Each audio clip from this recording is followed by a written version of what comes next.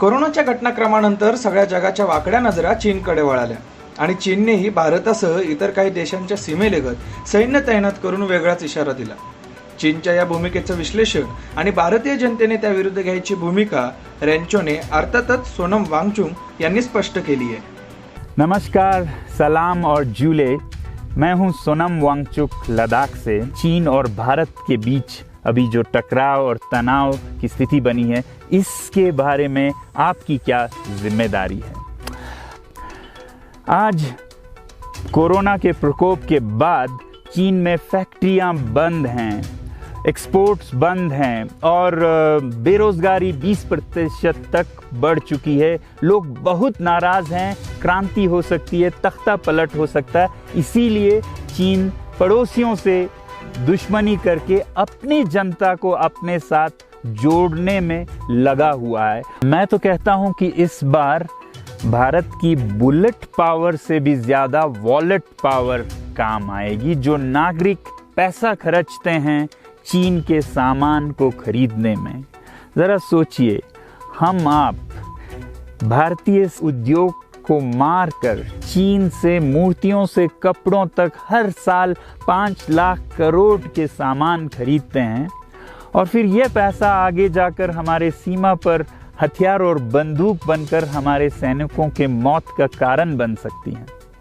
तो इसलिए अगर हमारे देश के 130 करोड़ लोग और 3 करोड़ जो भारतीय बाहर के देशों में हैं, सब मिलकर भारत में और बल्कि दुनिया भर में एक boycott made in China movement या अभियान शुरू करते हैं, तो आज दुनिया भर में चीन के प्रति रोष है। हो सकता है कि सारी दुनिया साथ आए और इतने बड़े स्तर पर चीनी व्यापार का बॉयकॉट हो कि चीन को जिसका सबसे बड़ा डर था वही हो, यानी कि उसकी अर्थव्यवस्था डगमगाए और उसकी जनता रोष में आए, विरोध और तख्ता पलट। एक तरफ हमारे सेना सीमा पर जंग लड़ रही होगी और दूसरी तरफ हम आप चीनी सामान, मोबाइल से लेके कंप्यूटर्स, कपड़ों से लेके खिलौनों तक को खरीदकर उनकी सेना को पैसा भेज रहे होंगे, चीन की सेना को। ये तो हुई हार्डवेयर की बात। दूसरी तरफ हमारी युवा चीनी सॉफ्टवेयर, एप्स, गेम्स जैसे टिकटॉक, चेरिट, इन सब में मस्त उन्हें दूसरी तरफ से करोड़ों का पैसा भेज रहे होंगे। तो इसलिए बहुत ज़रूरी है कि हम एक नागरिक जवाब ज़रूर दें और इसे एक अभियान बनाएं, ग्लोबल मूवमेंट की तरह। ये बॉयकॉट मेड इन चाइना का जो अभियान है वो भारत के लिए भी एक वरदान साबित होगी। तो इसके लिए मैं आप लोगों से अपील करता हूं कि जहां तक ऐप्स और सॉफ्टवेयर की बात है तो हमारे युवाओं को 1 हफ्ते में उन्हें अनइंस्टॉल करना चाहिए। Boycott made in China, software in a week and hardware in a year.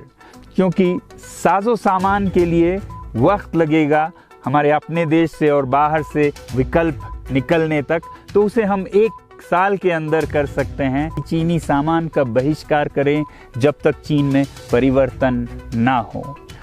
और मैं सालों से कहता रहा हूं कि 21वीं सदी में देश के लिए जान देने की नहीं बल्कि जिंदगी देने की ज़रूरत है।